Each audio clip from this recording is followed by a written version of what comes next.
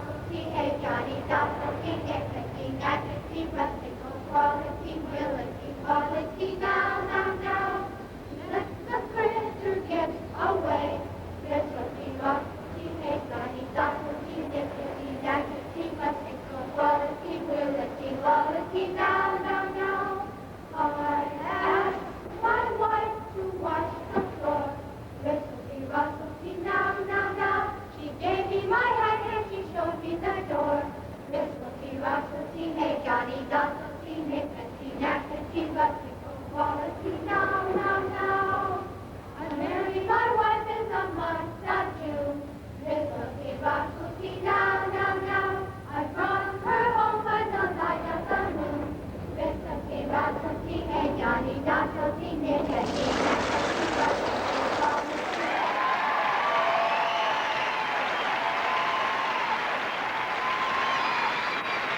I'll tell you, his hosting job is for the birds.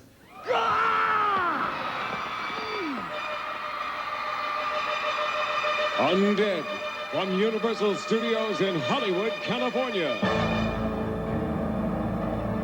The monster movie capital of the world. It's the Horror Hall of Fame 2, the second annual All-Star Tribute to Terror, starring Robert Englund, with special appearances by Pugsley Adams, Adrienne Barbeau, Morgan Brittany, Veronica Cartwright, Roger Corman, The Crypt Keeper, Joe Dante, Brad Dourif, Elvira, Gilbert Godfrey, Timmy Hedren, Ron Howard, Sam Kinison, Lurch, Richard Mall, Vincent Price, Don Rickles, William Shatner, D. Wallace Stone, with lots of horrifying surprises, starting with me. I'm Shadow Stevens.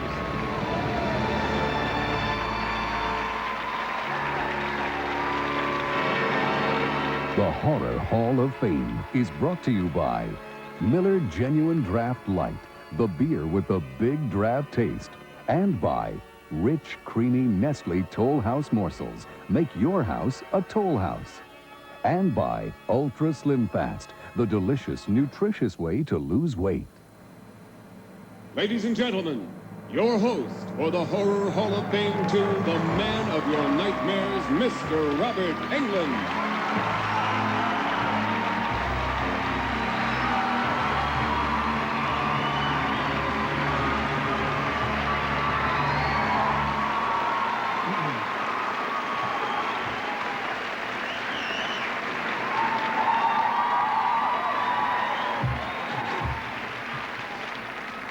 Good evening, and welcome to the second annual Horror Hall of Fame, also known as Close Encounters of the Bird Kind.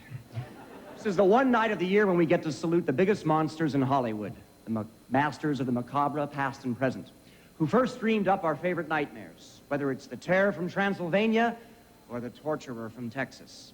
All of this year's honorees deserve to be put away in a place of honor, the Horror Hall of Fame. The fans of our first presenter have watched her get lost in the fog and caught by a swamp thing. Now they should be on the lookout for Two Evil Eyes, the George Romero shocker in which she stars. Ladies and gentlemen, please welcome Miss Adrienne Barbeau.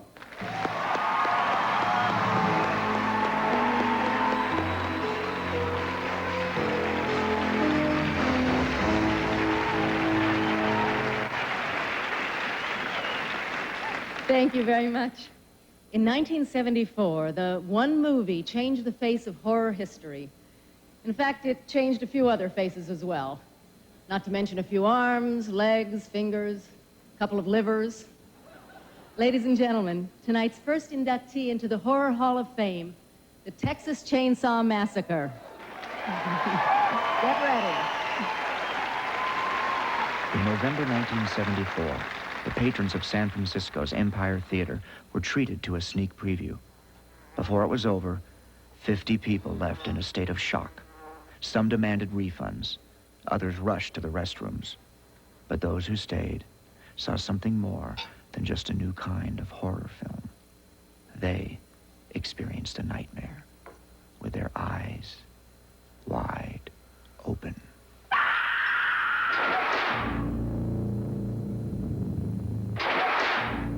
The Texas Chainsaw Massacre has been called a landmark of movie horror. For half a century, horror films had focused on fantasy creatures, supernatural terrors, and accidents of science. Chainsaw changed that by fixing its gaze on the monstrosity of man. What makes its story all the more chilling is that the movie's madmen were inspired by a real-life monster named Ed Gein. When he was arrested by Wisconsin police in 1957, his secluded farmhouse was littered with human bones, and Gein admitted that he liked to wear the skin of his victims. Stories of grave robbing, mass murder, and cannibalism shocked the nation and left an indelible impression on filmmaker Tobe Hooper. Those images just, they terrified me as a child. They totally freaked me out.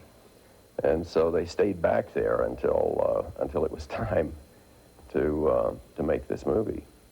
In 1973, Hooper, a native Texan, and co-writer Kim Henkel expanded the Gein story into a screenplay about 5 young people and the murderous family that leads them to the slaughter.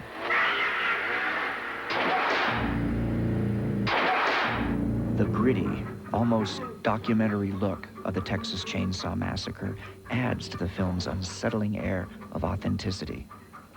Shooting on a budget of less than $200,000, Hooper avoided elaborate and costly special effects, but chose instead to heighten the horror by skillfully suggesting the terrors left unseen. We don't show anything. If you can go back and run that movie all the way through, and you're not going to see any actual cutting up or, the only person that really gets bloody is me, and I survived the picture. The film's infamous meat hook scene is a prime example of Hooper's approach to horror. Though no blood is spilled on screen, the mind's eye perceives every gory detail.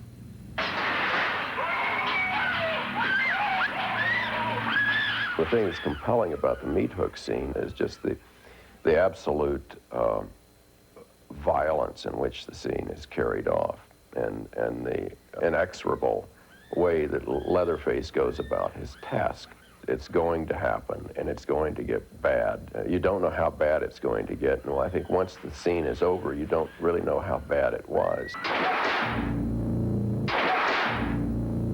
On camera, the bloodlettings were faked. But for the actors, shooting sometimes became a painful, real-life ordeal. I happened to trip over this bucket, and once I had tripped over it, you see, I didn't realize that we would take the scene 13, 15 more times. Well, Toby liked it so much that I had this bucket thing that kicked into the room that he kept it in, and I was sliced. There are these trees in Austin called mesquite trees, and they have thorns about 2-3 inches thick.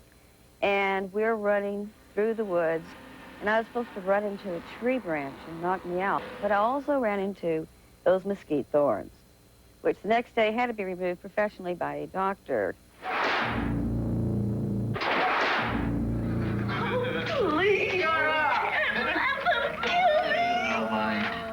Around-the-clock shooting for the climactic dinner scene was the cast's most grueling experience. You like this, Dave? Robert Burns, the wonderful art director of the film, had these wonderful props with this chicken head that had been cut off and nailed to a board, and its little feet had been cut off and nailed to this board. And wow, what a great prop. And then they turn the lights on, and this chicken starts to decompose. You don't like it, ain't that right? You're just a cook. Shut your mouth. We have head cheese on the table. The smell was just absolutely overwhelming. We had to call a doctor out because everyone was, well, throwing up. Let me put this in some kind of perspective for you. I was in Vietnam in a monsoon, crawling through the mud with people trying to take my life. it was more pleasurable than the 24-hour shoot. When the Texas Chainsaw Massacre opened, reaction was unparalleled. Newspapers across the nation reported viewers leaving theaters shaken, outraged, and overwhelmed. Reviewers praised the film's relentless pace and realism and hailed it as a breakthrough in the cinema of horror. Critic Rex Reed called the Texas Chainsaw Massacre the most horrifying motion picture I've ever seen. What might have been a forgettable drive-in feature was recognized worldwide as a turning point in screen terror. After 17 years, audiences still feel its impact. Chainsaw is one of the only motion pictures ever made in the history of the medium that's never really, truly been out of release since the day it was made. It's shown somewhere in America every day. I imagine it'll be popular 50 years from now. With that title, people are just going to always be curious. The Texas Chainsaw Massacre may not be everyone's idea of entertainment, but it is undeniably a powerful piece of movie making. And in the history of horror, there are few films whose images are quite so disturbing, or whose sounds are quite so disquieting. Sally, I hear something. Stop. Stop.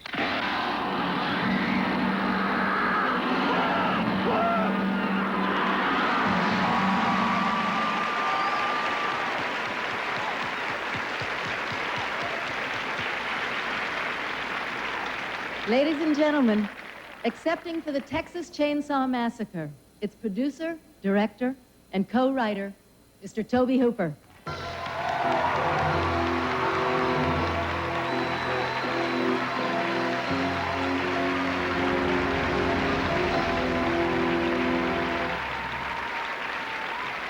Thank you. I'd like to accept this on behalf of the cast and the crew and my partner, Kim Hinkle. And I would like to dedicate this honor to Warren Scarron. Without Warren, there may not have been a Texas Chainsaw Massacre. Thank you.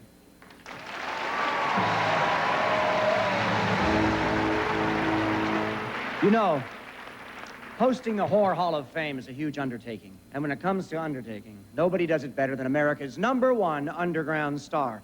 Please welcome from HBO's Tales of the Crypt, the Crypt Keeper.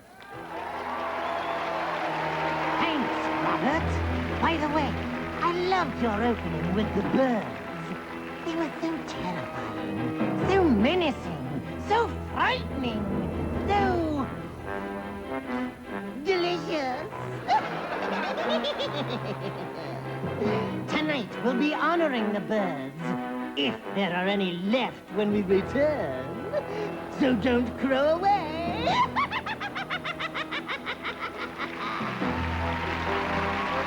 The Horror Hall of Fame from Universal Studios Hollywood will be right back.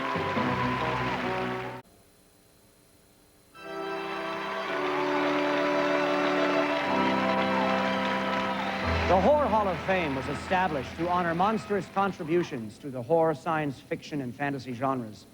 All of tonight's inductees were chosen by the Horror Hall of Fame Board of Directors, whose members have themselves made lasting contributions to the genre. In addition to selecting our inductees, this odd squad also chooses the best horror film of the year.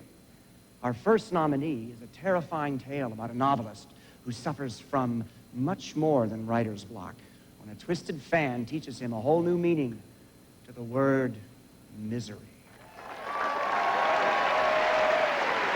Will she be her old self now that Ian has dug her out, or will she have amnesia? Have to wait. Will she still love him with that special, perfect love? You'll have to wait. Not even a hint? Mm-hmm. Oh, misery's alive! Misery's alive! Oh, it's so romantic. Oh, this whole house is gonna be filled with romance. I'm gonna put on my Liberace records.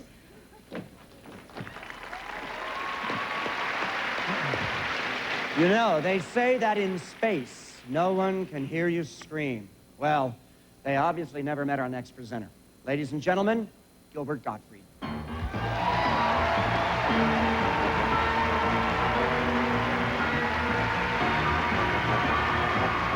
Stop it! Stop! Oh, please stop! Stop it! Hi, I'm Gilbert Gottfried, and I'm here to give you a shriek preview of all the horror films coming out this year. Now, you're probably wondering why I have this space-age yarmulke on. See, the thing is, the producers saw me do my Pee Wee Herman bit on the Emmy show, so they hooked me up to this thing to keep me from saying anything that might be considered offensive or, like, just inappropriate about the movies or the people in this town who have the audacity to... Let's roll the clips.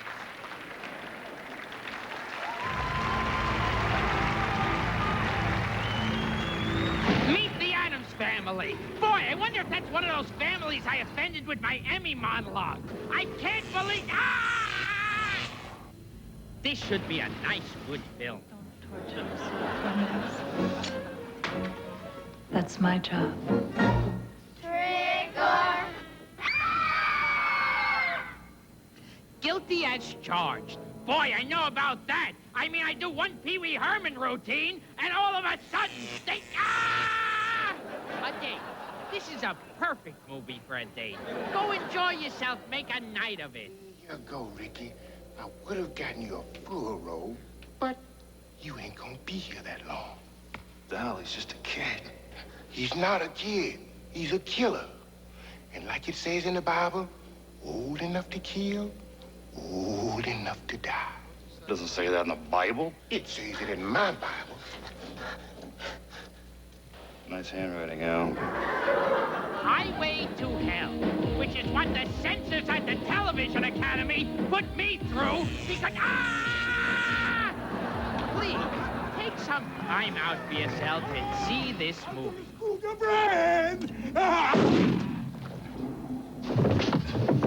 Scoop your own brains. Alien 3. Boy, I sure felt alienated after I did the Emmys. I mean, I do one with... You should enjoy a nice film like this.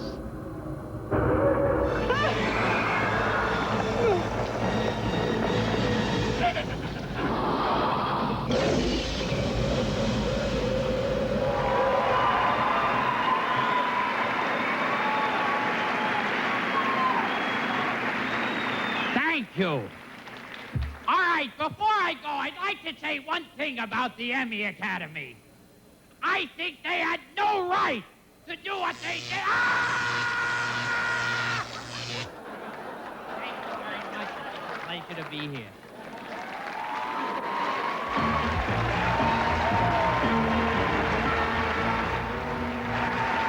Joining us now are special effects expert Steve Johnson, the genius behind some of the creature creations in Ghostbusters and The Abyss, and Linnea Quigley, Hollywood's queen of the silver screen. They're going to show us how to make America's scariest home videos. Thanks, Robert. You know, in the head-spinning world of modern special effects... Oh!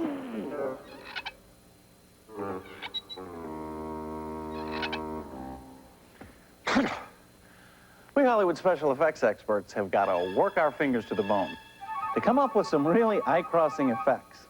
But with just a little ingenuity and a few simple tricks, you too can dazzle an audience with your very own horror home video. There are lots of ways to really stretch the limits of your imagination.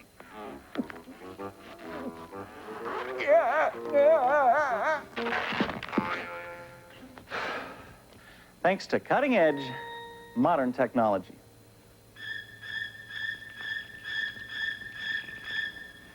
But even us pros know we can no longer rely on cheap gimmicks to fool today's sophisticated moviegoers. Oh. Thanks, Linnea. So, if you don't want to lose your head, you'll have to do what we do.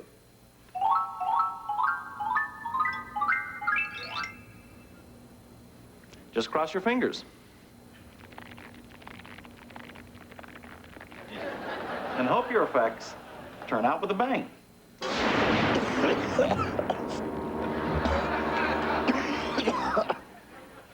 Or maybe not.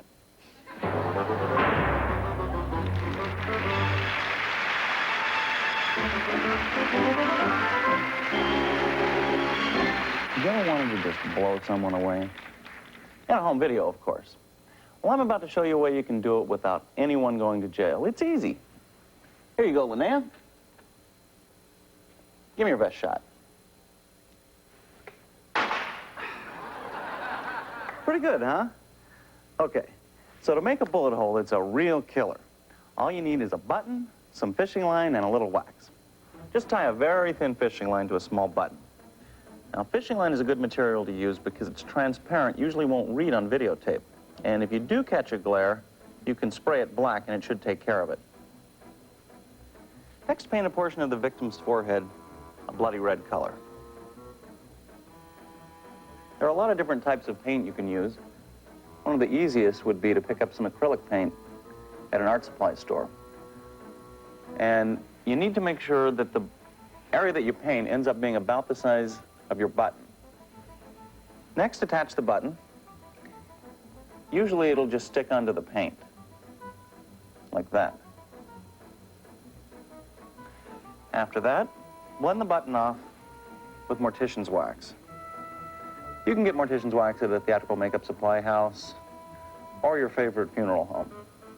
You also need to use cold cream to lubricate your fingers because the mortician's wax is really sticky. It makes a big mess if you don't keep your fingers oiled up with it. Another thing that might help, you could use a dental spatula or even a popsicle stick might work to help blend the edges off, and you need to use as little wax as possible over the button so you create as small a bump on the forehead as you can. The last thing to do is press a little powder over the wound. That takes off the shine and helps blend the wax into the forehead. Also, while you're doing the makeup, you really need to be careful about this fishing line, because if you knock into it accidentally, it's going to yank it out, ruin your makeup, and lose a lot of time. Then just let her rip.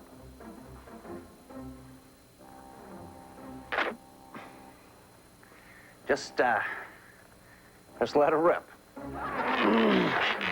Here we go.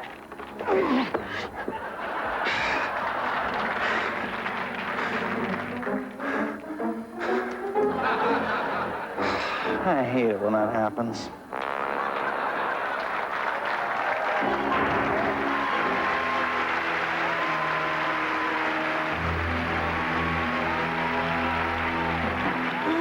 I just love horror home videos. They asked me to shoot one once, and you know what? I got a bullseye. Next, we're going to deaden things up with the Addams Family, and later, a tribute to that old cut-up, Freddy Krueger. So don't you cut out. We'll be right back. It's alive! After a hard day in the lab, I like nothing more than a cold beer and a couple of videos. Bob liked it too. Yes. And now I can really kick back with Miller Lite and Genuine Draft in Halloween costumes. And a special offer on a Frankenstein and Dracula dual pack from NCA Universal Home Video. Wherever you scream for Miller. We need to unearth a few more cases. The Horror Hall of Fame from Universal Studios Hollywood continues. Here are two members of a family that not only does its own thing, it has its own thing. Ladies and gentlemen, please welcome, from the new motion picture The Addams Family, Jimmy Workman and Carl Stryken, better known as Pudley Addams and Lurch.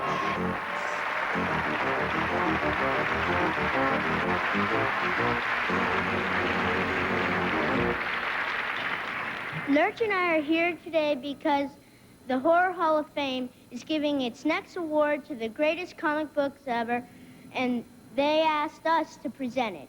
But Cousin It couldn't make it here. So, ladies and gentlemen, the next award goes to EC Comics.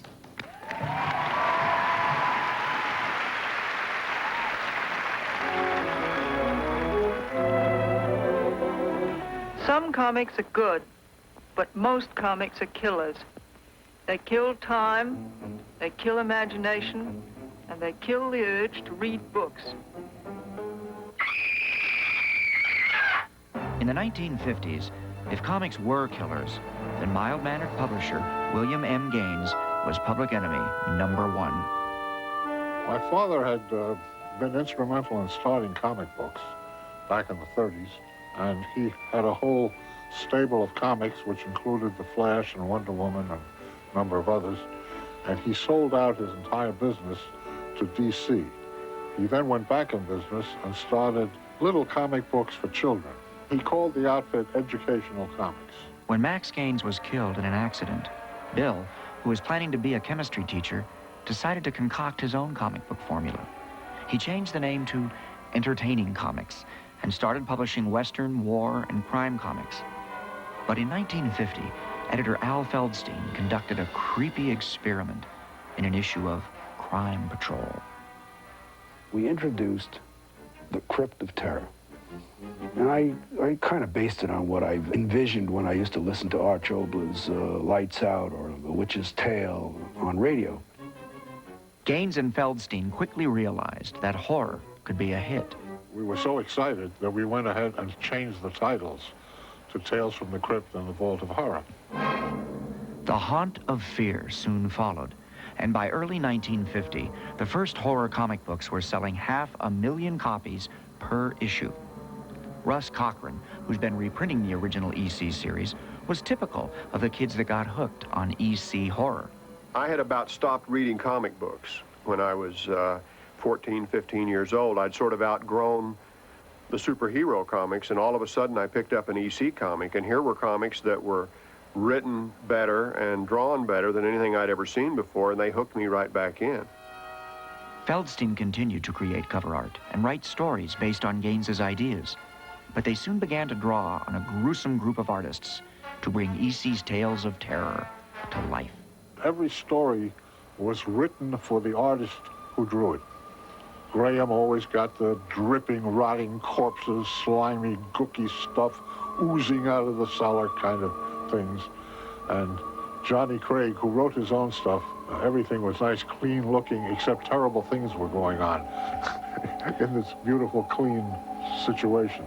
Joe Orlando could go either way. He could have a clean job or he could have an ooze job, and he did a lot of either. Orlando himself remembers the awe inspired by another EC alumnus. Jack Davis didn't sweat, and we all envied him. That he just tossed it off, and he's just pure genius, you know.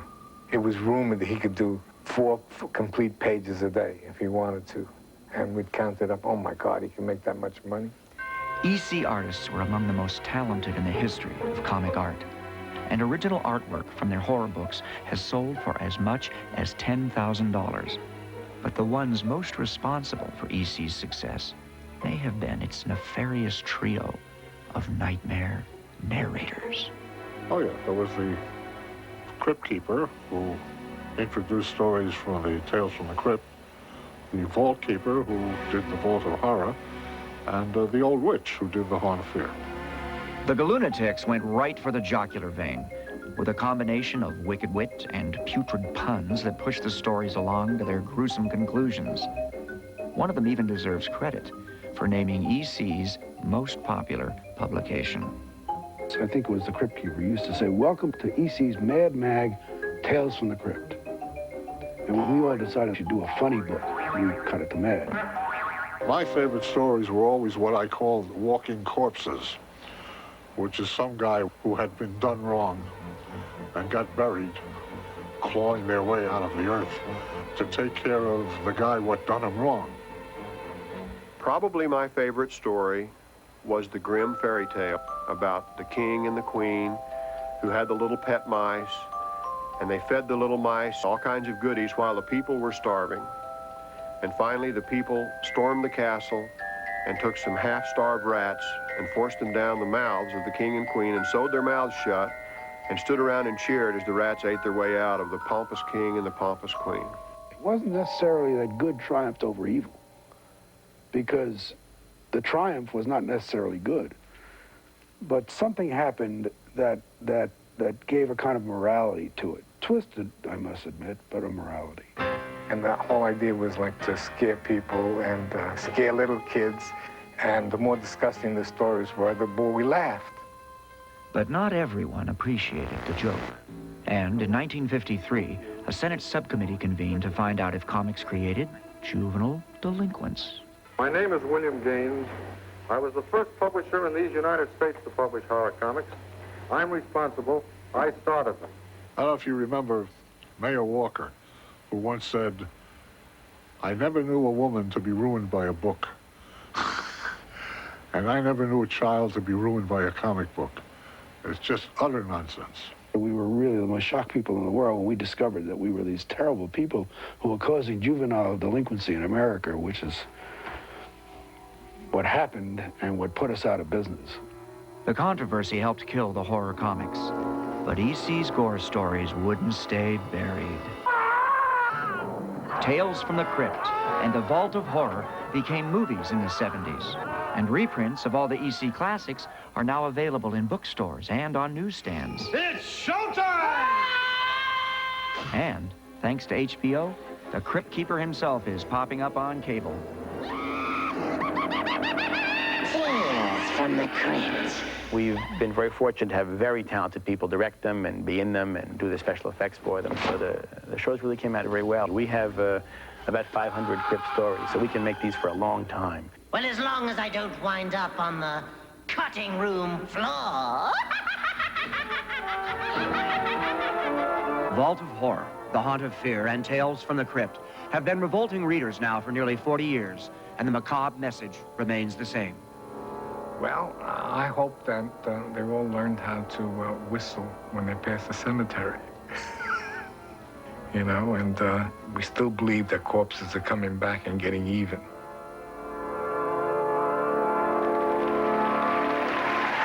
Here to accept the award for EC Comics, it is publisher William M. Gaines.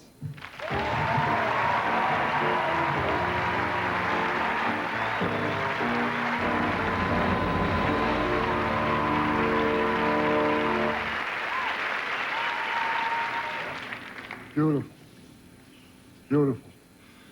I proudly accept this great honor on behalf of my unbelievably talented staff of editors, writers, and artists who were vilified in the early 50s by a Senate subcommittee on juvenile delinquency and by other magazine publishers who claimed we had destroyed the youth of America.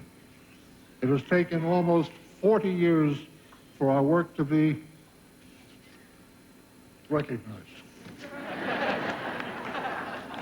I thank my dear friend Lyle Stewart for helping me through the bad days.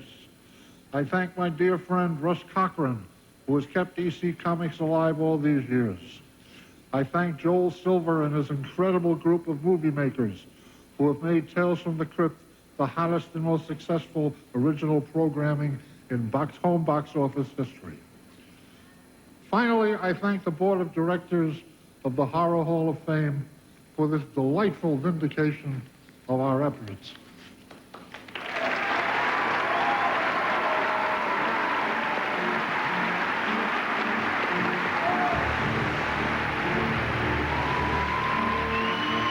He walks, he talks, he kills. When a little doll gets possessed by a serial killer, America's favorite playmate becomes horror's greatest slaymate. In our second nominated film, the shocking sequel, Child's Play 2.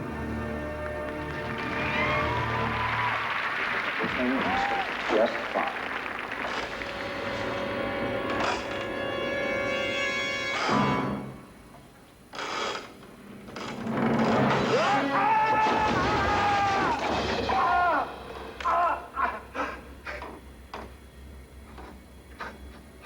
How's it hanging, Phil? Oh,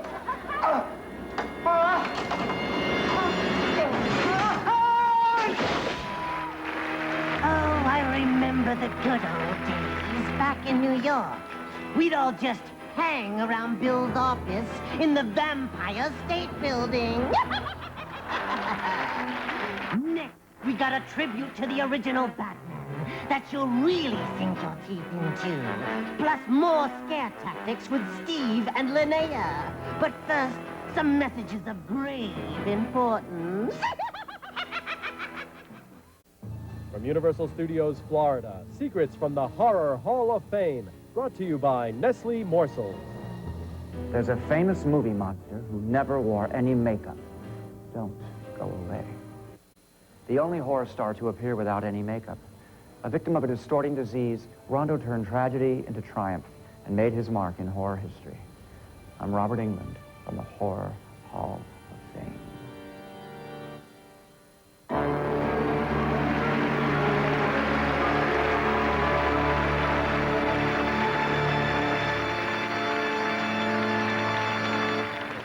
Like the next inductee, our next presenter only comes out at night. From the hit series Night Court, please welcome Richard Mall.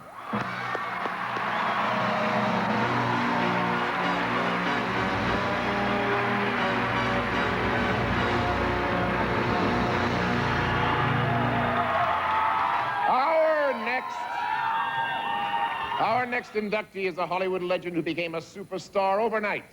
With just one role, he left his mark on horror history. The mark of the vampire. And today, when it comes to terrifying audiences, he's still someone you can count on. Ladies and gentlemen, our third inductee into the Horror Hall of Fame, Bela Lugosi. He was born Bela Blasco on October 29, 1882, in the small Hungarian town of Lugos, from which he would eventually take his name. As a young actor, he performed in roles as diverse as Shakespeare's Romeo and Jesus Christ. He started a Hungarian theatrical group in New York, where a producer offered him an off-Broadway role, not realizing at first that Bela couldn't speak English. He learned his lines phonetically and received excellent notices for his passionate performance. Now Bela hoped to become a romantic star in America. But his menacing performance in his first Hollywood film, The Silent Command, foreshadowed the typecasting that would plague his career. A career that came to a turning point when he met this man, Horace Liverite. Liverite was producing a British stage thriller about a Transylvanian count who lived on the blood of his victims. At the suggestion of a friend, Liverite hired Lugosi to play the title role, Dracula. On October 5th, 1927, the atmosphere at Broadway's Fulton Theater was electric. Lugosi, appearing in a ghastly greenish makeup, enthralled the audience, a monstrous yet magnetically romantic Dracula. After a smash 6-month run, Lugosi moved west for a record-breaking road tour. In 1929, Universal Pictures announced its big-screen Dracula would star Lon Chaney, the movie's Man of a Thousand Faces. When Chaney developed cancer, Universal considered a dozen other actors, including Paul Muni and Conrad Veidt. But by now, the studio was feeling the effects of the Depression. Finally, Bela got the call he'd been waiting for. The role of Dracula was his, for a price. Just $500 a week for 7 weeks' work. He knew the part could make him a star. He was 48 years old. He couldn't say no. I am Dracula. Dracula was an instant hit and helped save Universal from financial ruin. The movie is sometimes criticized for being stagey and static, but Lugosi's performance still holds moviegoers spellbound. Your will is strong, Van Helsing. More Wolfbane, more effective than Wolfbane, Count. Indeed. No actor has ever been more closely identified with a single role. And in a very real way, Dracula was both the blessing and the curse that would follow Bela Lugosi to his grave. You paint a charming picture, monsieur. One that I should like to see myself. Following the success of Dracula, Bela appeared in 3 of his most memorable and monstrous roles. Dr. Miracle, the sideshow scientist behind the murders in the Rue Morgue. The half-human sayer of the law in The Island of Lost Souls. And the hypnotic Murder Legrand, master of the undead, in White Zombie. Lugosi had turned down the part of the monster in Frankenstein, the role that made Boris Karloff a star.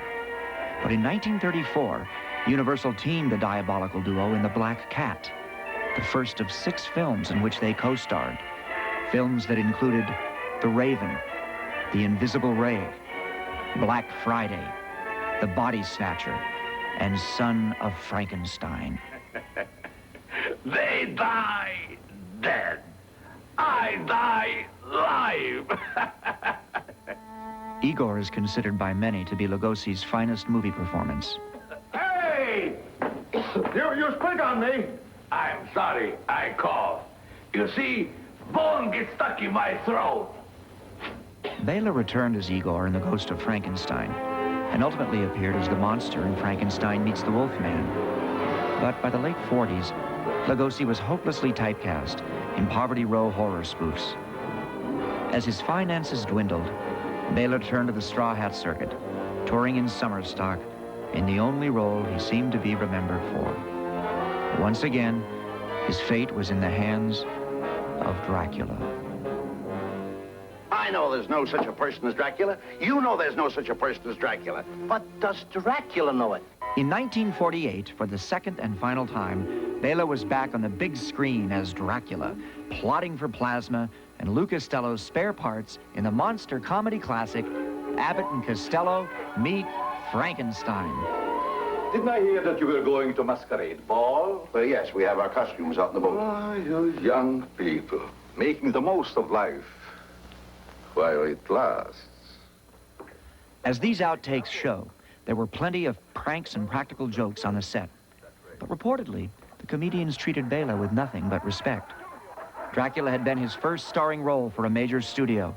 And now, although he didn't know it, it would also be his last. For the next few years, Bela scraped by, appearing in cheap horror movies, performing in a Las Vegas revue, and doing magic tricks on TV, accompanied by the ever-present cape and coffin. In 1955, it seemed that Bela Lugosi had finally hit bottom when he announced that he was committing himself to the state hospital for drug addiction. He'd been using Demerol since the 40s to ease a leg problem. But Bela, at the age of 73, publicly faced his problem head-on and emerged triumphant. You feel like your old self again. I feel like a million dollars. You feel like Dracula really felt, huh? Sure. On August 11th, 1956, Bela Lugosi died quietly at home, reading a script for a movie he would have starred in called The Final Curtain. According to his wishes, he was buried in his Dracula cape. In death, as in life, Bela Lugosi was shrouded in the mystery of Dracula. On screen, he was the ultimate monster, and Bela Lugosi made that monster immortal. His 3 simple words, that eerie introduction, have fittingly become the never-ending epitaph of Bela Lugosi. I am Dracula.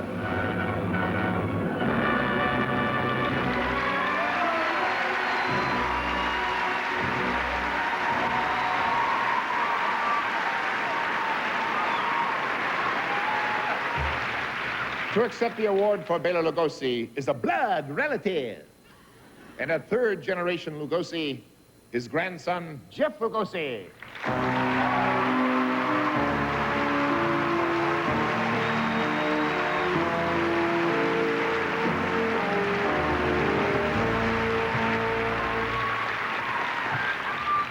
Thank you. My grandfather left a wonderful legacy to grow up with. On behalf of the Lugosi family, I would like to thank you for honoring his career tonight. Bela Lugosi's movies entertained us all, and although he is no longer with us, the image he created will never die. Thank you.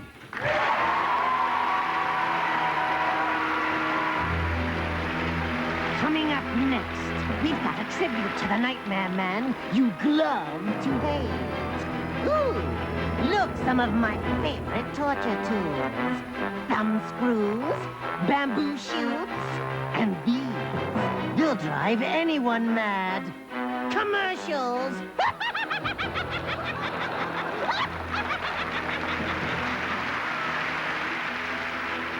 Guests of the Horror Hall of Fame stay at the Universal City Hilton and Towers. Sleep comfortably close to the stars at the Universal City Hilton and Towers. From Universal Studios, Florida, Secrets from the Horror Hall of Fame, brought to you by Nestle Morsels. I'll let you in on Psycho's sweet secret after this. Psycho's shower scene was terrifying, but it wasn't blood that shocked millions of moviegoers.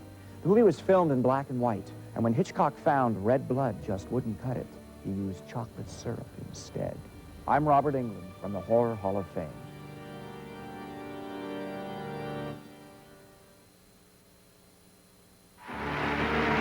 Welcome back to the Horror Hall of Fame from Universal Studios Hollywood.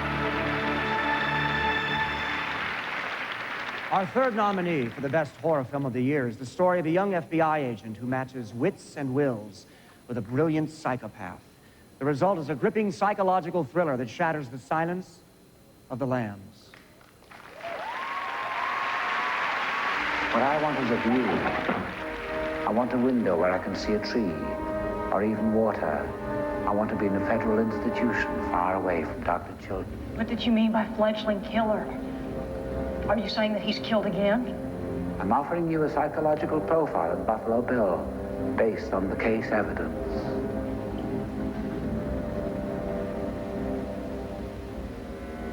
I'll help you catch him, Clary.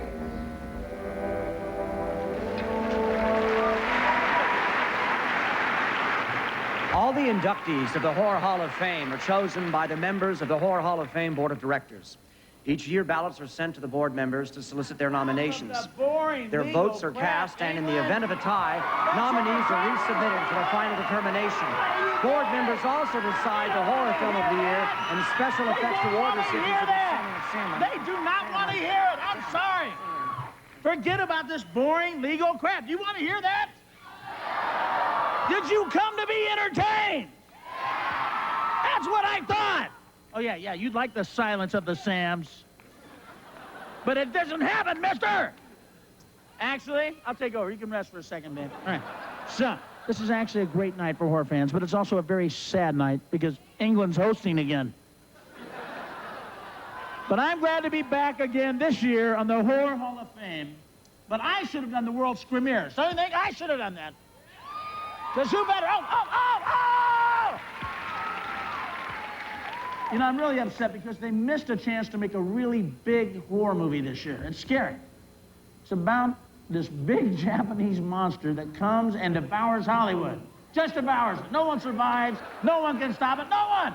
The monster even has a scary name. It's called Sony. Oh!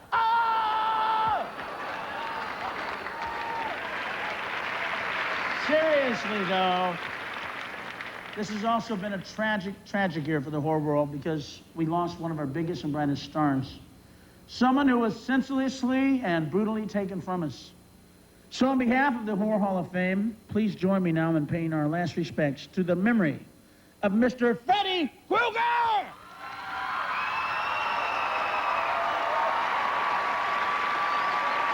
Whatever you do, don't fall asleep.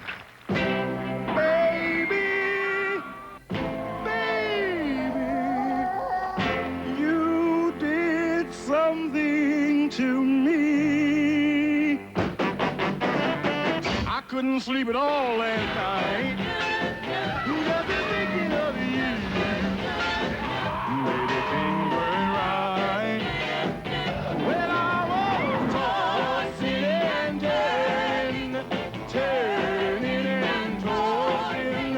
tossing and turning all night. I kicked the blankets on the floor, turned my pillow upside down. I never did before. Because I was tossing and turning and tossing and turning all night. Jumped out of bed, turned on the light. I pulled down the shade, went to the kitchen for a bite. Rolled up the shade, turned off the light. I jumped back into bed, it was the middle of the night. The clock outside was striking 4. Couldn't get you off my mind. I heard the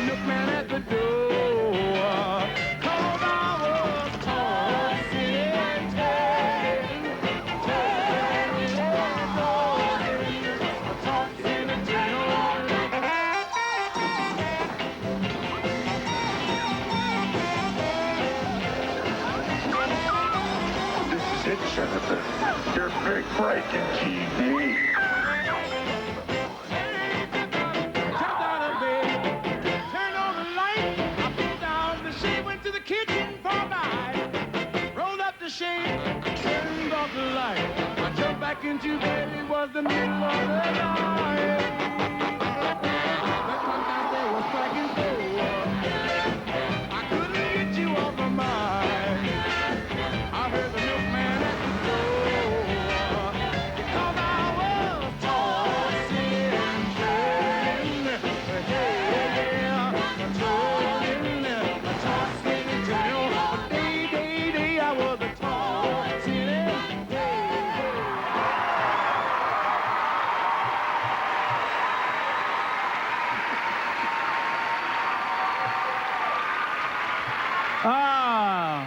Yeah.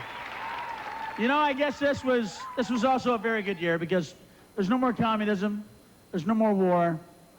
Pee Wee Herman got, of course, the justice he deserved, and now no more Freddy movies. So thanks everyone and good night,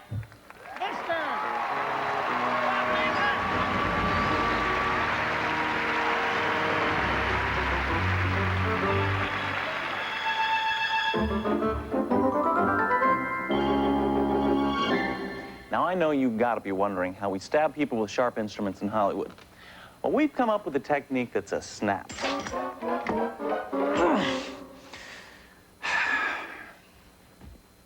Take a look at this.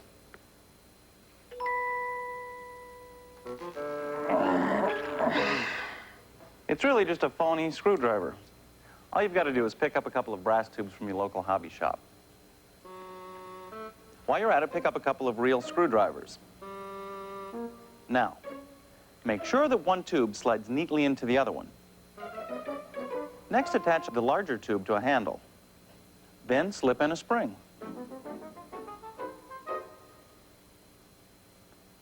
And slide the smaller tube in. There you go. Now, if you really want to have some fun, you can fill it with fake blood. That way you get a nice oozing wound when you pull the screwdriver out.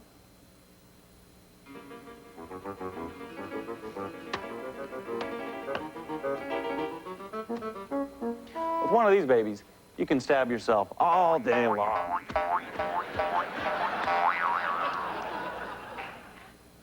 And remember, always make sure you use the phony screwdriver when you stab yourself.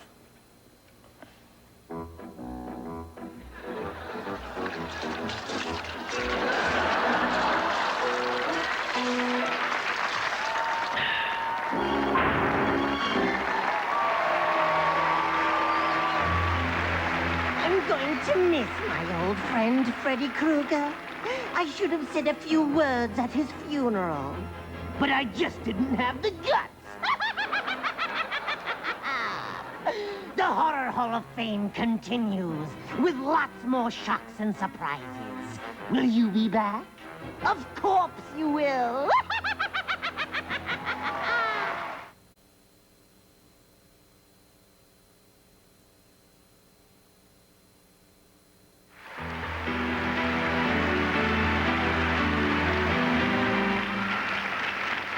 How do you salute a producer-director who has more than 200 movies to his credit and single-handedly helped establish more stars and directors than anyone else? Well, we didn't know, so we called 911 for help, and they sent over their very best. Ladies and gentlemen, please welcome the star of Rescue 911 and the captain of the Starship Enterprise, Mr. William Shatner.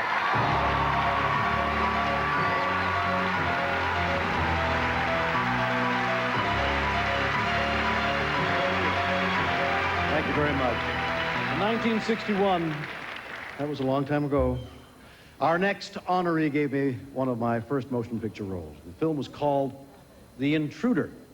And although it wasn't a box office success at the time, today you can pick up a TV guide, turn to any day of the week, and there on that page, you still won't find The Intruder.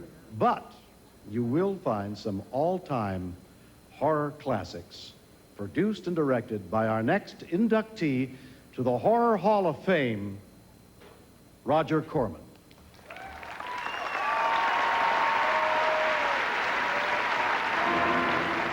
are about to enjoy an experience in extreme terror. I'm not certain exactly what led me to make horror films. From worlds beyond comes a weird and wanton intelligence. My conscious mind tells me I'm an adult human being and I'm not afraid of anything. Mysterious creatures thirsting for lovers' blood. My unconscious mind tells me there's a lot to be afraid of. Roger Corman has been called the greatest independent filmmaker in Hollywood history. And though he may not understand his taste for terror, he understood early on that with a little money and lots of ingenuity, he could film his fears for fun and profit. I started in the motion picture business as a messenger at 20th Century Fox, worked my way up to the story department, then wrote and sold a story of my own, went along as associate producer for no salary, but I wanted the credit. Roger soon decided he could do a better job making movies himself. So he raised $12,000 and produced Monster from the Ocean Floor, shot in just 6 days. The movie made $100,000 at the box office, and its success caught the attention of Jim Nicholson and Sam Arkoff, whose company went on to become American International Pictures. I thought it had a commercial ring to it, the title, the theme. Wasn't much of a picture as such, but there were obvious qualities. Particularly the fact that not too much money had been spent on it. Next, Roger tried his hand at directing and launched his first wave of science fiction quickies. The Day the World Ended, Not of This Earth, and a great early winter, Attack of the Crab Monsters. As fast as I could make my films, I would get my cross back and I could continue shooting and then wait for the profits. And the great thing about American International was that there were almost always profits. The profits were rarely invested in convincing special effects, though. The Beast with a Million Eyes was really just a tea kettle with some holes punched in it. And the Creature from the Haunted Sea would make the Cookie Monster look menacing. Fire! Fall back! The least threatening monster I ever ran from was what I called the big carrot. Somebody called it the cucumber. And what was it? It conquered the world. It looked like a big ice cream cone upside down with fringe on the bottom and some eyes, horrible eyes. Corman also created storylines from headlines. When the Russians launched Sputnik, Corman countered with War of the Satellites. When bee pollen became the rage, Roger arranged his own sting operation. That hatched The Wasp Woman. Eventually, Roger played horror for humor. The result was a macabre comedy that became a Corman classic. Oh, take it easy, Dracula. What do you think I'm carrying here, my dirty laundry? The Little Shop of Horrors is the gory story of a boy and his bloodthirsty pet plant. The movie eventually blossomed into an off-Broadway musical and a big screen remake. But the original also featured the cameo appearance of a pain-loving dental patient played by Jack Nicholson. Now, no Novocaine. It dulls the senses. This is gonna hurt you more than it is me. Oh, goody, goody, here it comes.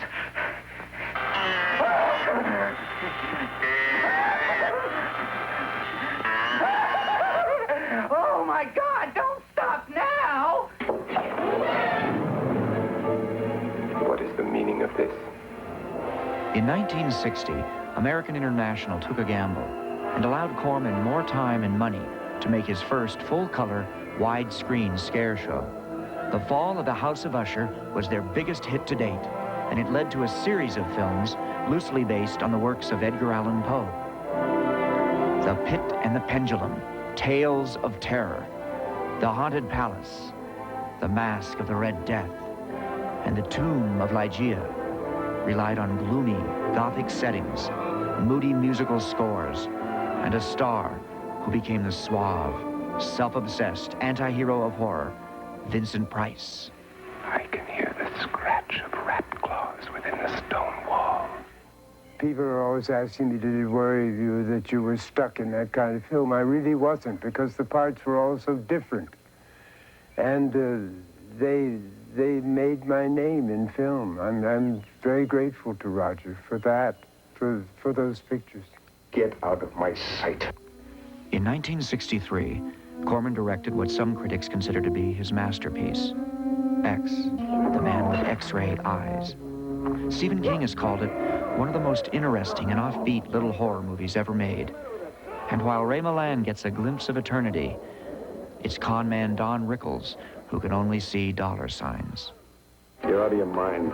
But you could look right through a guy and see what's wrong with him, can't you? You said you wanted money, didn't you? He gave him great advice, Roger Corman. He always said to me, why do you want money? That was a big problem when you did those pictures with Roger Corman. You didn't get money. You got an 8x10 glossy of him. When Roger quit directing to form New World Pictures in 1970, he continued his personal tradition of trying new talent. More than anyone in Hollywood, Corman is credited with giving big breaks to actors like Robert De Niro, Jack Nicholson, Peter Fonda, and Dennis Hopper, and directors Francis Ford Coppola and Martin Scorsese. When Gremlins director Joe Dante got the meaty assignment to direct Piranha, he benefited from Corman's counsel. The best piece of horror advice Roger ever gave to me was to sit down a lot on the set. He said that if you don't sit down, movie making will be a horror, and he was right. Unfortunately, he never provided any chairs. Now, as the head of Concord New Horizons, Roger's still making movies and providing a proving ground for the talent of tomorrow. It's something Roger takes a great deal of pride in, and he should. And I wish there were more Roger Cormans out there, but I guess someone as unique as Roger, it's hard to duplicate. In 1991, Roger broke new ground by getting his own star on Hollywood's Walk of Fame. And he received one of the movie world's rarest honors, top billing in a film that marked his return to directing, Roger Corman's Frankenstein Unbound. I think Roger should be inducted into the Horror Hall of Fame because of his contributions to this business. He is an institution. I know that there are directors who have made a single good horror picture. I don't know anybody in that field who's made as many good ones. Those pictures have lasted a long time now. They're always on television. They're always being shown in theaters, which is a proof that they were well made.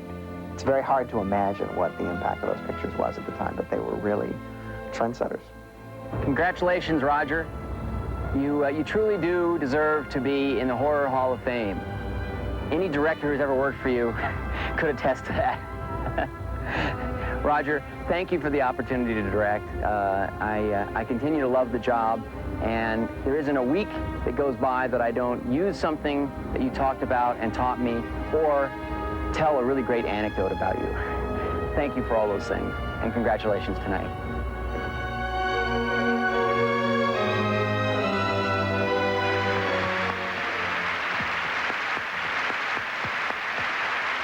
Because I was one of the many people who Roger helped out along the way, it gives me great pleasure to present this award to my good friend, Roger Corman.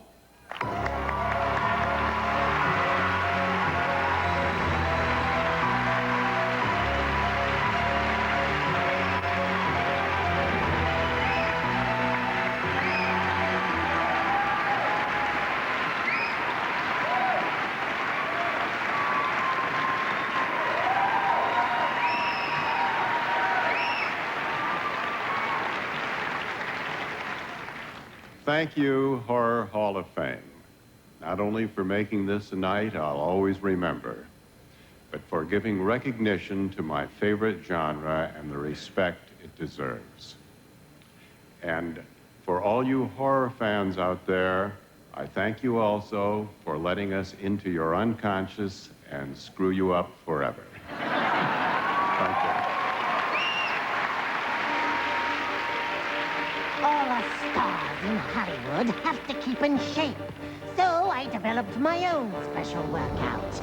No gain, all pain. Coming up next, Elvira, Mistress of the Dark. The first time I saw her, she stole my heart. Now I finally got it back. Don't go away if you know what's bad for you. Promotional consideration for the Horror Hall of Fame provided by Stetson Cologne. Great masculine scent that's easy to wear and hard for a woman to resist. Stetson fits. Exclamation, the fragrance that makes a statement without saying a word. Punctuate the air with wit and style. Exclamation, a now kind of fragrance from Cody.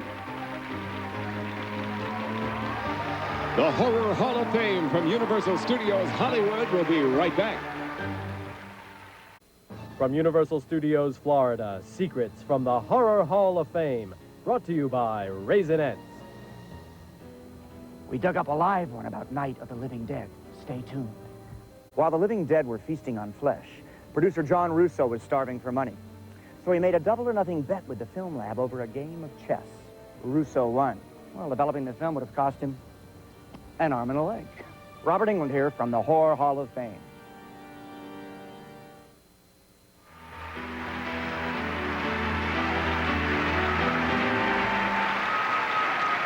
Here to present a special award, please welcome the horror industry's top spookswoman, Elvira!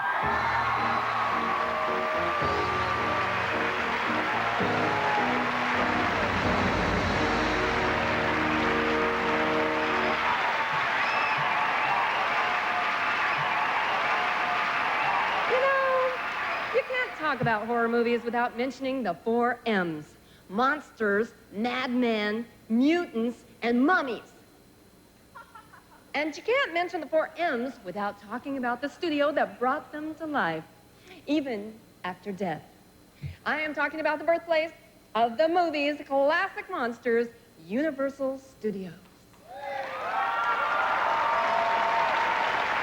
Universal Pictures founder and president Carl Laemmle produced his first horror hit back in 1923 when Lon Chaney climbed the backlot bell tower as Quasimodo, the Hunchback of Notre Dame.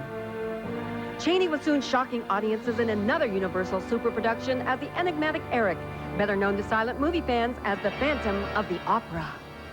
Listen to them. Children of the night. What music they make. Dracula, the studio's first all-talking, all-stalking monster, was Universal's big hit of 1931, and Frankenstein followed in its footsteps to become a box office bonanza 10 months later. By the time the studio took the wraps off The Mummy and Frankenstein fashioned a bride for his creature, Universal had become known as Hollywood's undisputed home of horror. In 1941, a new face and an old name were added to Universal's terror team when Lon Chaney Jr. starred as the moonstruck monster in The Wolfman. In the 50s, the cars had fins, so the monsters grew gills, and the creature from the Black Lagoon made a big splash and became one of Universal's most popular late-model monsters. From the Birds to Jaws, to Chucky's latest terror tantrums, Universal has been on the cutting edge of horror for almost 75 years, and we have every reason to believe the future will be just as frightening.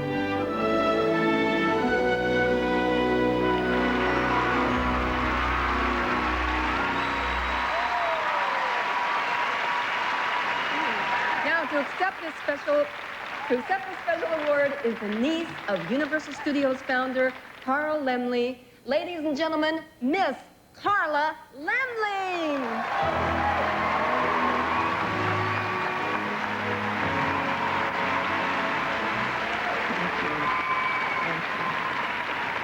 I'm very, very proud to be here this evening to accept this prestigious award on behalf of my uncle, Carl Laemmle. On behalf of the entire Laemmle family, I wish to thank the Board of Directors of the Horror Hall of Fame for this wonderful tribute and honor. Thank you very, very much.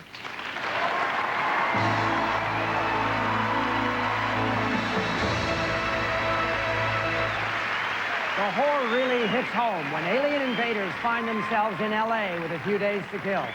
Our next nominated film, Predator 2. It's backing up. It's moving away from them. You see them, Garber. Your boys have been made. Sir, it's circling around behind them. Get them out, Garber. They're walking into a trap. Get them out! That Keys. He's right behind the third floor structure. Right there. Who is this? Clear the line. He sees the damn light. Turn him off. Turn him off. Moving down on your position from the right. Garber, Where is he? I can't see him. He's right there. He's right there. Damn it, where is he? Oh, give me a coordinate. Where is he?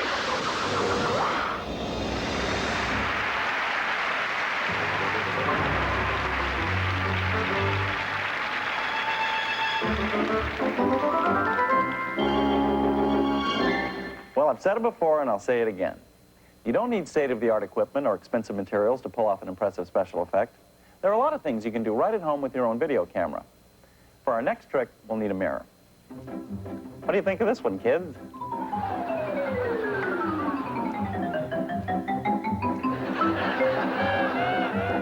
This is a good one.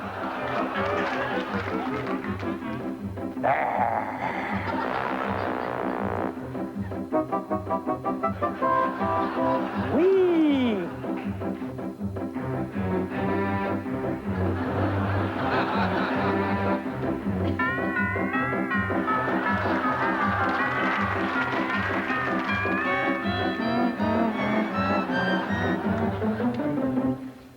All you need for this is a big mirror and a video camera hooked up to a TV set. The camera should be placed at a slightly inward angle toward the mirror, and the mirror should be perpendicular to your face. Put your face halfway behind the mirror to start off, like this. The closer you put your face, the better you'll look. It helps get rid of the line. Just use your TV set to help guide you along. And if you like this one, wait till you see the next one.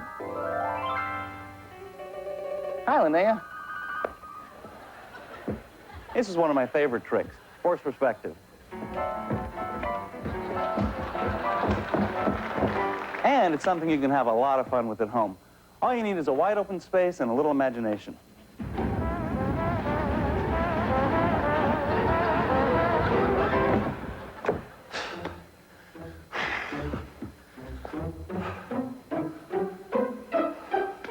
See how easy that is? All we did was raise and lower the camera until this tabletop lined up with the one I was standing on about 20 feet back there. It's the oldest trick in the book. It's a cinch. With special effects, the possibilities are endless. Have you ever wondered how to drop a 10-ton safe on someone's head? Put yourself in, you guys.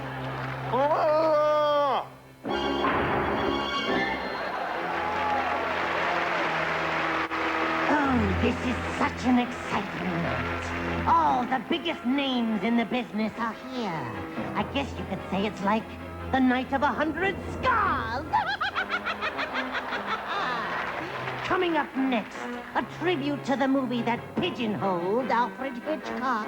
Now you're not thinking of departing, are you? Perish the thought.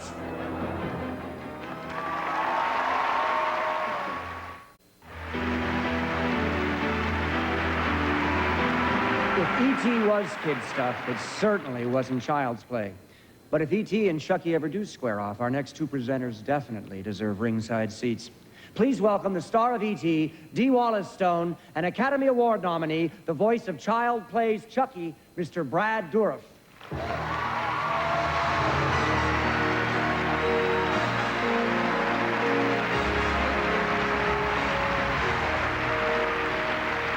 Thank you. Can't believe I actually didn't follow 3 kids out here. After Psycho, moviegoers couldn't imagine how Alfred Hitchcock could scare them next.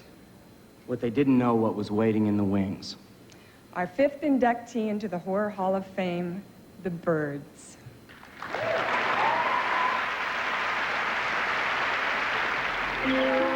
How do you do? My name is Alfred Hitchcock, and I would like to tell you about my forthcoming lecture. It is about the birds and their age-long relationship with man. In 1963, Alfred Hitchcock, the master of suspense, became a master of horror.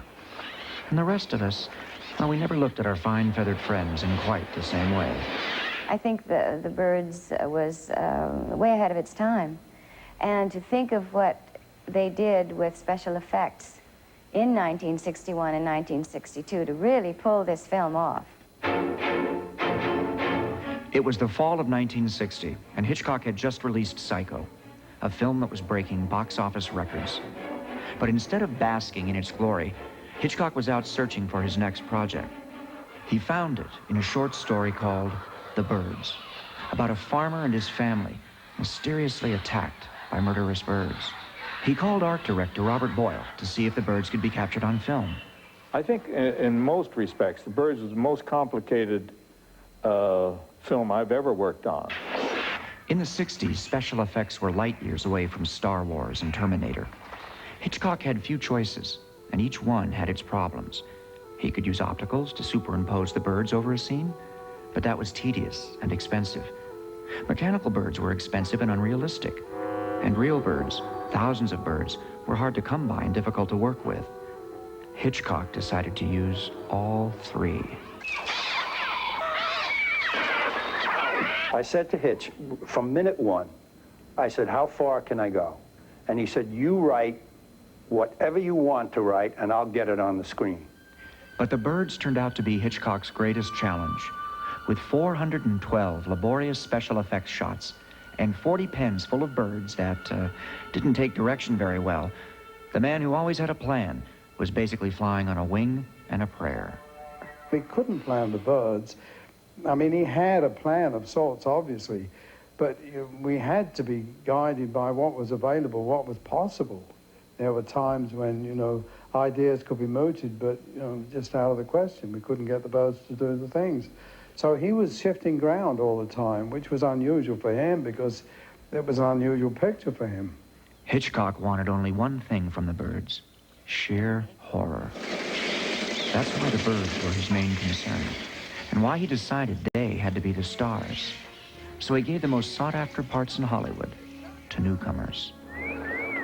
Tippi Hedren, whom he had spotted in a commercial on the Today Show, Suzanne Plachette, Rod Taylor, and Veronica Cartwright. Jessica Tandy was the only seasoned actress in the lot.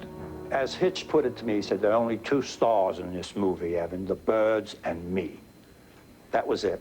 And that's all he wanted to do was this birds attacking people for no apparent reason. We never once tried to explain it in the movie, you know, why it was happening. And that was a deliberate, creative decision. Hitchcock would only go so far. He hoped his audience's imaginations would take them the rest of the way. But The Birds was a big departure for Hitchcock, and there were times when even Hitch felt a little cagey about his undertaking. I can remember on one occasion at Bodega Bay, he turned around and, apropos of nothing, said to me suddenly, you know, we're not making a science fiction movie, Al. And I thought, well, you know, who the hell said we were? And I said to him, well, what genre are we in, Hitch? And he didn't say a word. He just walked away. Horror. Pure horror. That's what he was after. Even if it meant cast and crew had to suffer long hours and dangerous scenes. I had been told that this scene was going to be used with mechanical birds because it would be very dangerous. And just before we started filming, the assistant director came into the room and he said, and he couldn't look at me. He looked at the ceiling and the walls and the floor. I said, what's the matter with you?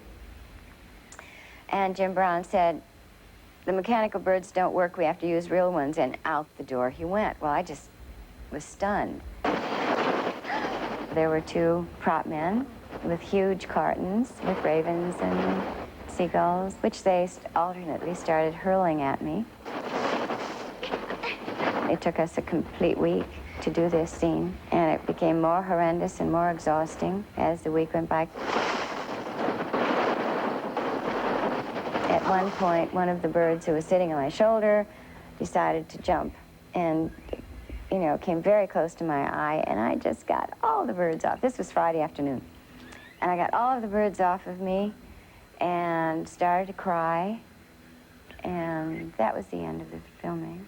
I remember being frightened of this big seagull that they were going to throw at me. So I decided that I would go over and speak to Mr. Hitchcock. Now, I was about 8 years old, rather small. He was very big. And I went up to him, rather frightened, and I said, Mr. Hitchcock, I'm a little bit scared of this bird. I'm afraid it might kill me in this scene. And he looked down at me and he said, don't worry, my dear, it's your last scene in the picture anyway.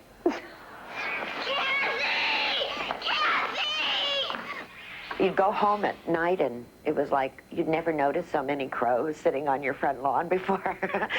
And all of a sudden you go, why are there so many birds? The Birds was truly ahead of its time. But then Hitchcock was always one step ahead, trying things that others didn't dare, creating classics like The Birds that continue to horrify audiences everywhere. It is truly a horror film. I mean, of the first caliber. Very, very sophisticated people have said to me that this film has really frightened them. It does leave a lot to your imagination. I think what's scary about the whole thing is the fact that it's something that you see every day. Oh! Now, why would he do that? Most peculiar. Want to know? They're coming! They're coming!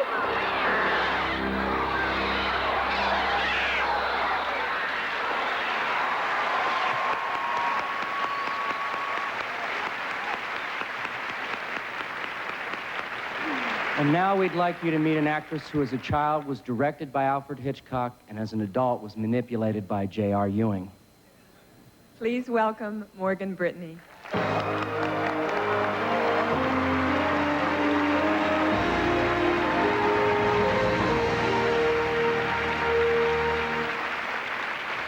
Thank you very much.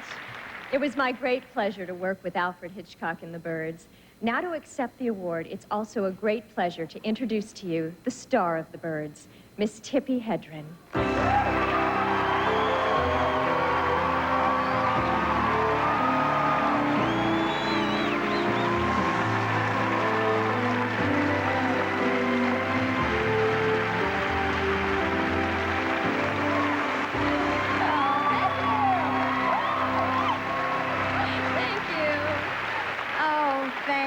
Thank you for honoring The Birds.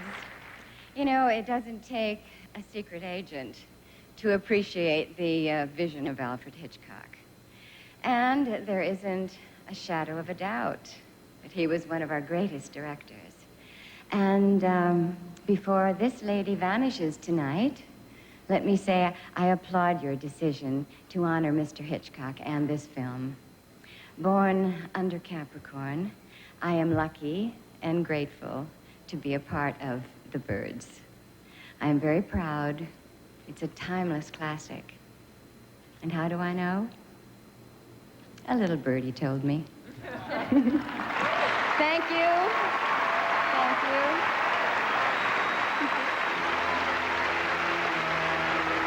Tippi Hedren was wonderful in The Birds, but I think her co-star should have been Gregory Peck.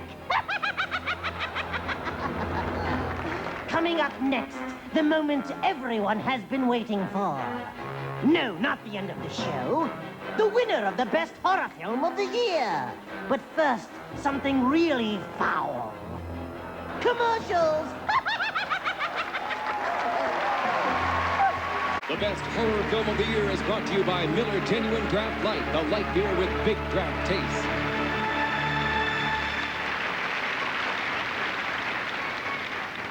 When a man's mind is pushed to the edge of reality, audiences are pushed to the edge of their seats. In our fifth and final nominee for Best Horror Film of the Year, Jacob's Ladder. Where do you want to go?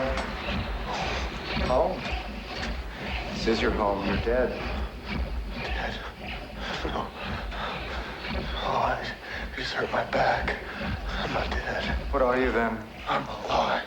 And what are you doing here?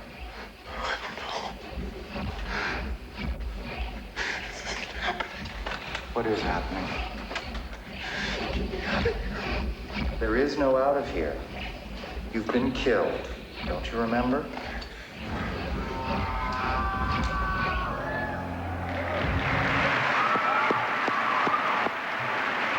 Our next presenter is a man whose career is so remarkable, it's frightening.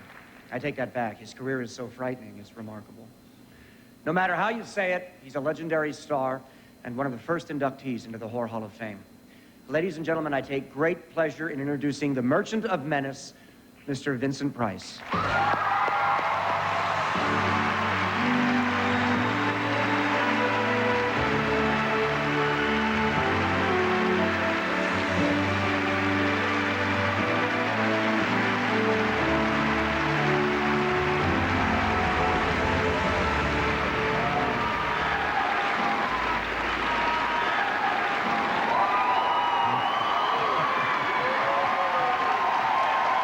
Thank you, thank you, thank you, thank you, thank you.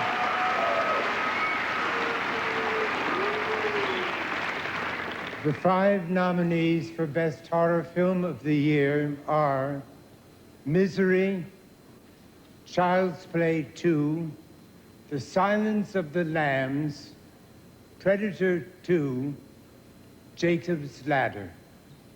And the winner is, I'm going to give you that, darling. Thank you. Silence of the Lambs.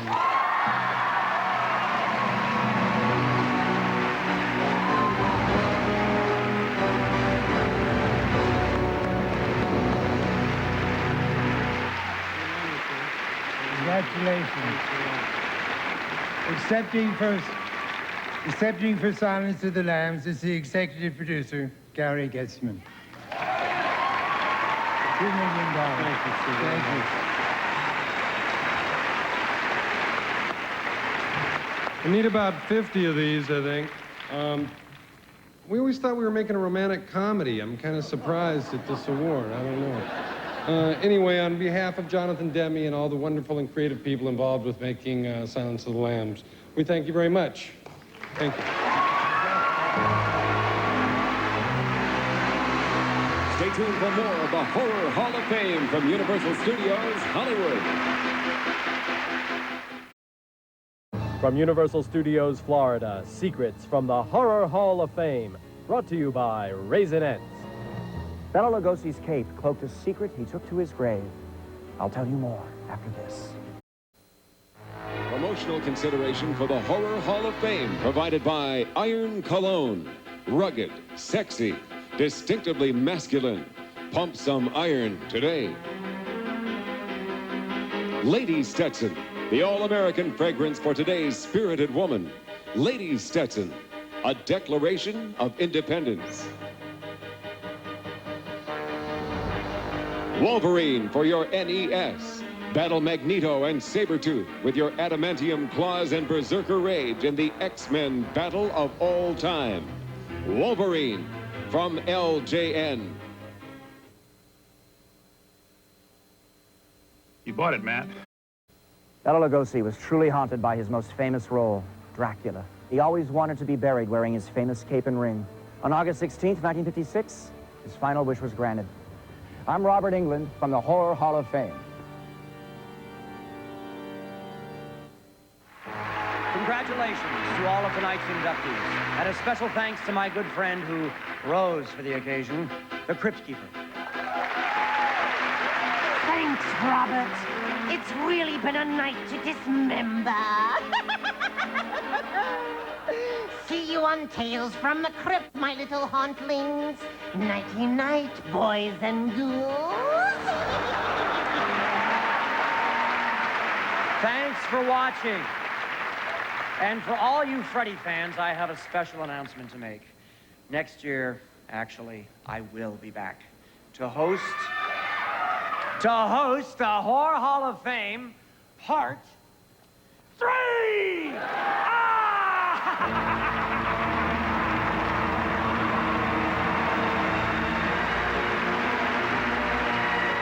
The Horror Hall of Fame has been brought to you by Miller Genuine Draft Light, the beer with the big draft taste. And by rich, creamy Nestle Toll House morsels. Make your house a Toll House. And by S.C. Johnson, the makers of Shout. Air transportation provided by U.S. Air, the official airline of the Horror Hall of Fame. U.S. Air begins with you. Guests of the Horror Hall of Fame stay at the Universal City Hilton and Towers. Sleep comfortably close to the stars at the Universal City Hilton and Towers.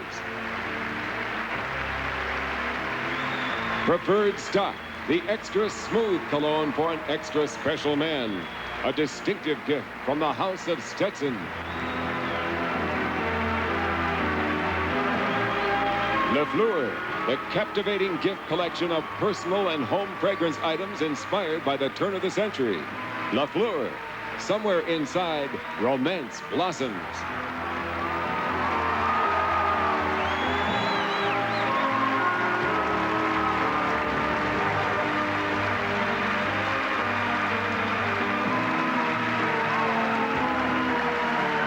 It's comedy and hard-hitting action tomorrow afternoon at 4 when Clint Eastwood and Sandra Lott star in Every Which Way But Loose here on Channel 28. Next up, it's Memories Then and Now.